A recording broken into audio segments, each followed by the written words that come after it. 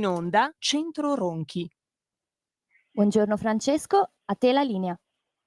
Grazie Natalia. Oggi abbiamo Natalia in regia, dalla vivacissima voce. E noi proseguiamo, orfani del canale digitale 252, proseguiamo sulle onde DAB che ho visto, da quello poco che ho capito e che ne capisco io, che è particolarmente un sistema di trasmissione particolarmente diffuso nelle radiosveglie, quindi speriamo che qualcuno, svegliandosi adesso, ascolti quello che stiamo dicendo. Benissimo, no, al di là delle battute, la nostra radio certamente ha un problema di scelta sotto il profilo della diffusione generalista delle idee, di ciò che sono i contenuti del movimento leghista, quindi ciò che costituisce una visione, la base di una visione diversa della vita politica. Visione diversa che porta, attraverso autonomia, attraverso federalismo, porta alla possibilità di attuare quella che in un anno di lezioni, discussioni, di sermoni, esternazioni, abbiamo cercato di definire nella sua natura, nella sua attuabilità, come democrazia. Cioè, non c'è democrazia se non c'è un popolo, se a quel popolo non viene riconosciuto un potere naturale autonomo, e se quel popolo, in quanto popolo, non è abituato, non si abitua, non è educato a esercitare il suo potere fin dagli strati più bassi, secondo più bassi, fin dai nuclei fondamentali, la famiglia, i gruppi di amici, secondo il principio di sussidiarietà. Il principio di sussidiarietà che recita: non faccia l'ente più alto ciò che può essere fatto dall'ente più basso. Questo è il principio di sussidiarietà. Quindi, nel momento in cui quel potere spetta alla famiglia, ad esempio, deve essere la famiglia a esercitare quel potere e averne la responsabilità e risponderne, non chi sta più in alto. Se l'educazione dei figli compete alla famiglia, deve essere responsabilità primaria e capacità primaria della famiglia svolgere quel compito. E qui richiamo quello che sta facendo il nostro ministro professor Valditara. Deve essere la famiglia e deve esserne responsabile, non gli assistenti sociali piuttosto che la provincia, il comune e lo Stato. No, la famiglia ha questa responsabilità, deve affrontare questa responsabilità. Per contro, lo Stato, l'ente superiore, deve garantire l'esercitabilità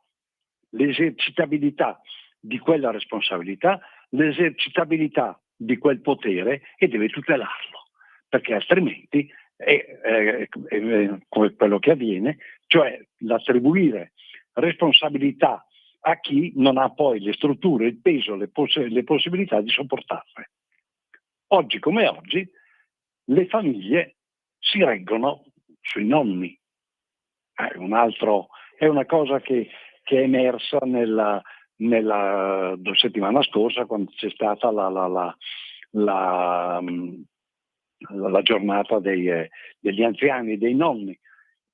Gli sposi preferibilmente, ed è la cosa migliore che riescono a trovare, se li hanno ancora, affidano i loro figli piccolini, anche per l'educazione, ai genitori.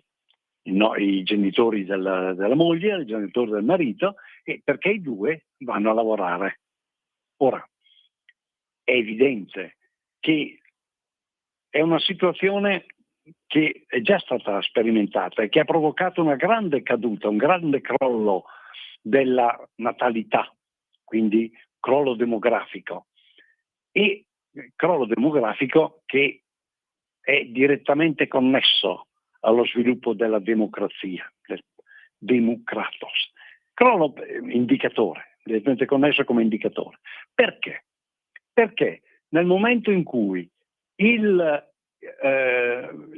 l'educazione è affidata ai nonni, significa che la spinta, la responsabilità, la gioia di poter effettivamente fare il mestiere del genitore è sempre più alieno rispetto ai figli, che addirittura diventa un lusso, perché dover fare ricorrere a terze persone significa lusso, significa che le persone interessate non possono permetterselo e devono far ricorso all'apporto, in questo caso gratuito, dei nonni. Ecco.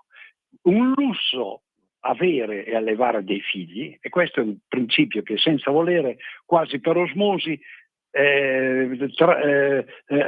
entra nelle famiglie. Le coppie di sposi capiscono che è difficile riuscire ad avere dei figli, è difficile riuscire a educarli, è difficile oltretutto riuscire a mantenerli. Serve l'apporto di altri. Nel momento in cui serve l'apporto di altri è un lusso, è una società così balorda che quindi così che non ha un potere proprio, che non ha la capacità di autoriprodursi, di generare.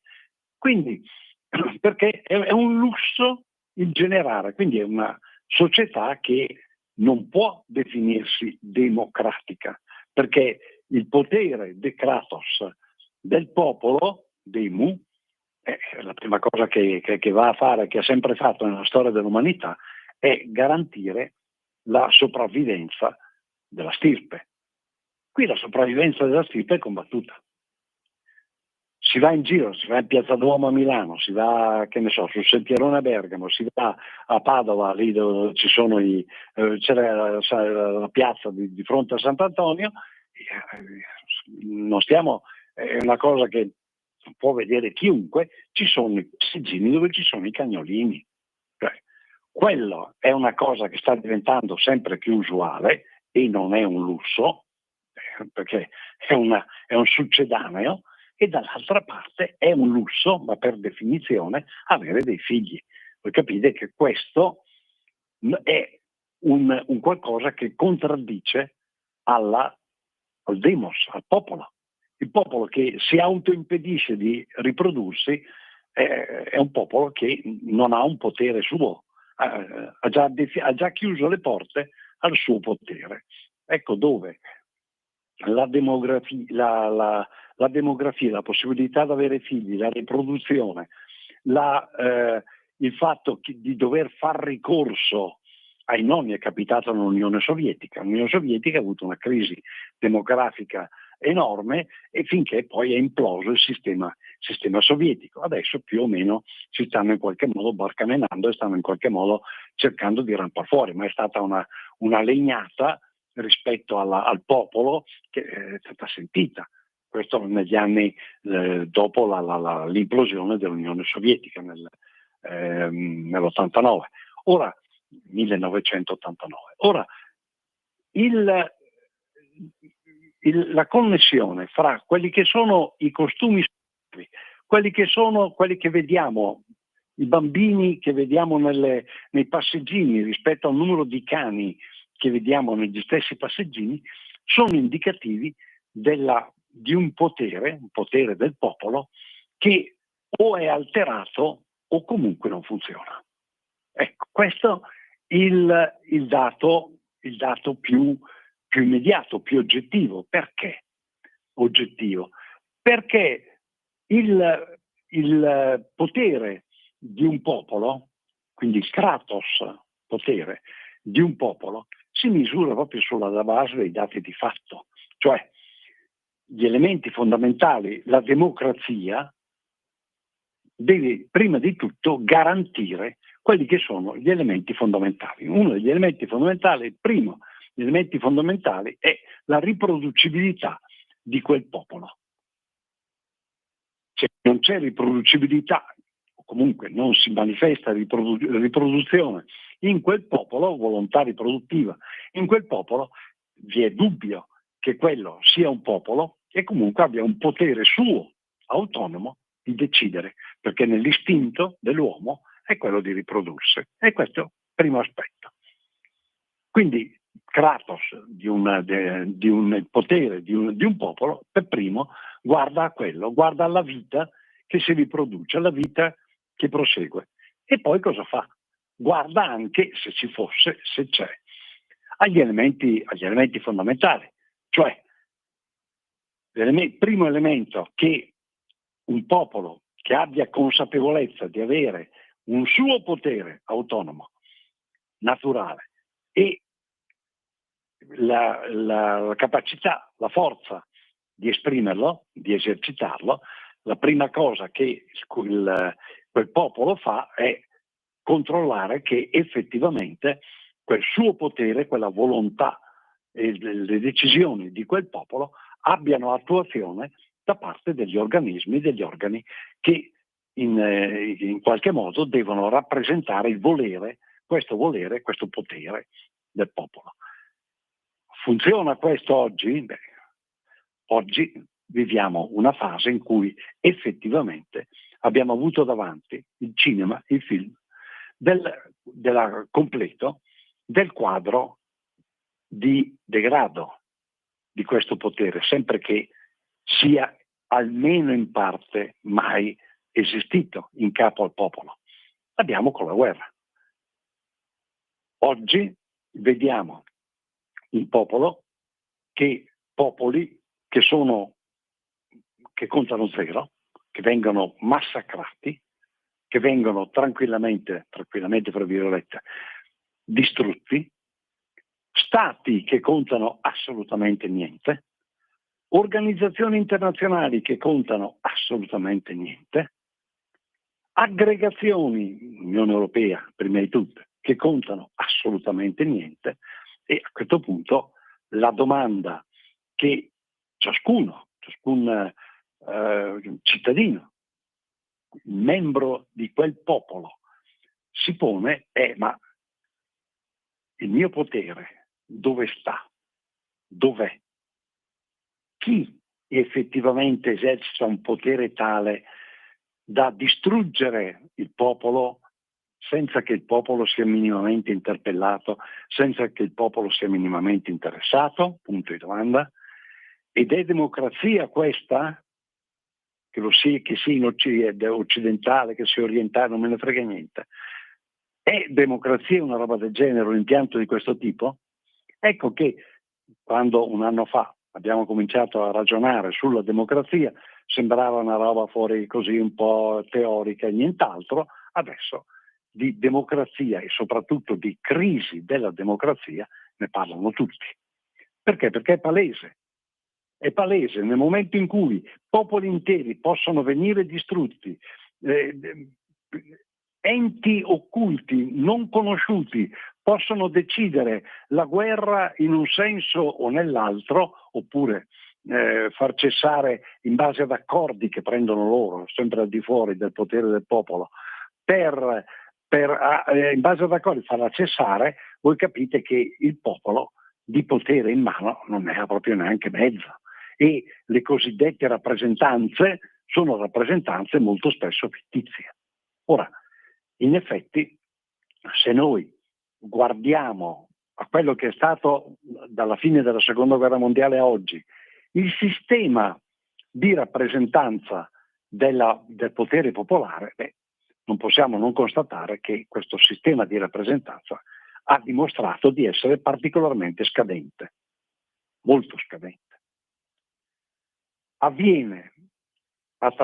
avvenuto alla fine della Seconda Guerra Mondiale attraverso i partiti, in Italia con una contrapposizione fra Democrazia Cristiana e Partito Comunista, che però avevano una loro intrinseca partecipazione popolare, comunque allora, ma subito dopo, negli anni, anche solo nei primi anni 60, alla fine degli anni 50, primi anni 60, a far cessare il cosiddetto miracolo economico, una ripresa meravigliosa dell'economia italiana dopo una guerra distruttiva, che però non aveva distrutto lo spirito del popolo, le capacità del popolo, ci ha pensato la politica a fermare il miracolo economico degli anni 50, ci ha pensato la politica mettendo le zampe all'interno dell'economia, all'interno dei vari gangli dello Stato.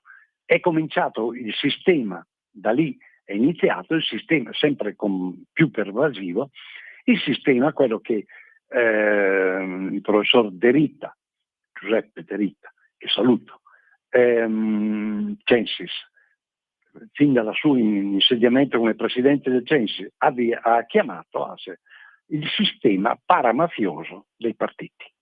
Cioè, è cominciato in questi termini. Oggi come oggi, la domanda che il cittadino si pone è: ma in effetti in cosa consiste giuridicamente, tecnicamente, la mia rappresentanza politica? È un punto interrogativo. Ed è un punto interrogativo che diventa sempre più importante, perché è una rappresentanza che sempre più è priva di controllo, è priva di responsabilità, viaggia secondo indirizzi e secondo interessi che sono al di fuori di quelli del popolo. La dimostrazione? Subito detto. Il caso, l'abbiamo detto settimana scorsa, il caso di Milano. A me non interessano le questioni dell'inchiesta giudiziaria, la corruzione, non la corruzione. Ci saranno, in un guardabuglio del genere, ci sarà anche quello, per carità. Magari c'è, magari non c'è, verrà accertato, c'è, ma non viene accertato e magari non c'è. Non sono qui a discutere di quello. C'è un dato di fatto. La più importante città d'Italia, almeno dal punto di vista economico, Milano, si è trasformata da quello che era in quello che è adesso, senza che il popolo di Milano, milanese, abbia avuto un'incidenza. Una serie di illuminati, fra i quali l'attuale sindaco, hanno deciso che la città non andava bene così com'era, il popolo che la componeva non andava bene così com'era, che il popolo che componeva quella città contava come due di picche, perché gli illuminati erano loro, sono loro, quelli che possono vedere lontano, sono loro, quindi hanno deciso anche per il popolo e hanno trasformato la città da quello che era in qualcosa di diverso. Qualcosa di diverso che laddove c'erano le fabbriche delle volumetrie orizzontali, le volumetrie orizzontali sono diventate volumetrie verticali, quasi fossero un fatto di ristrutturazione normale, cioè mettere in piedi un capannone, metterlo in verticale, è la stessa roba che ristrutturarlo lasciandolo dov'è. Ma non solo, con quella selva di grattacieli, di strutture verticali, si è anche modificata la presenza del popolo milanese in quelle aree. Ora, essendosi intensificata la trasformazione di quelle aree, sono state espulse aziende, ne sono direttamente testimone perché ho seguito un paio di casi di questo tipo, cioè con interesse anche di enti pubblici, cioè sono espulse aziende, si sono espulsi interi, o comunque si sono azzerate le presenze popolari in interi quartieri, si è provveduto a una sostituzione di popolazione.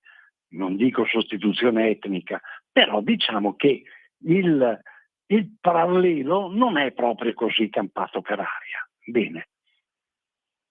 Che sia buona, sia grama, sia discutibile la cultura milanese, la grande cultura milanese, per carità, pienamente d'accordo, come tutte le culture, come tutte le abitudini, come tutte le strutture, hanno i loro pro e i loro contro, ma vanno rispettate.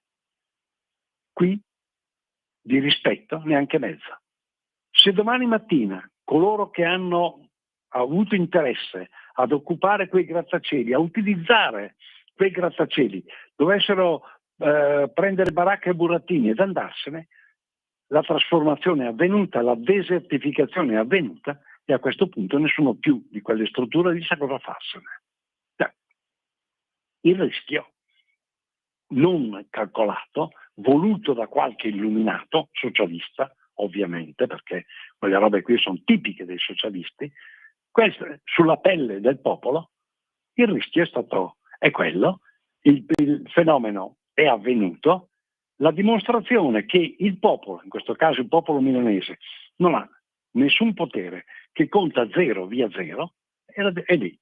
È in quei grattacieli, in quella trasformazione avvenuta con un gioco di parole, perché raccontare che è ristrutturazione il fatto che dei capannoni industriali diventino dei grattacieli in verticale, sa tanto di presa in giro, ecco, detto chiaro. Ora, non mi stupisce che in ritardo, in gravissimo ritardo, colpevole ritardo, ci siano ora delle inchieste al riguardo, ma è ovvio, non può essere altrimenti. Ora, quindi ricostituire, riprendere il potere del popolo, riprendere il potere, ridare quindi potere al popolo, ma riprendere il potere al popolo. I popoli nella terra oggi, con le guerre, i bombardamenti che vediamo, le trasformazioni, vediamo Milano, non hanno nessun potere, l'hanno perso. I popoli hanno perso questo potere. Si tratta di riprenderselo. E riprendere questo potere significa fare politica. Ma per fare politica, fare effettiva politica,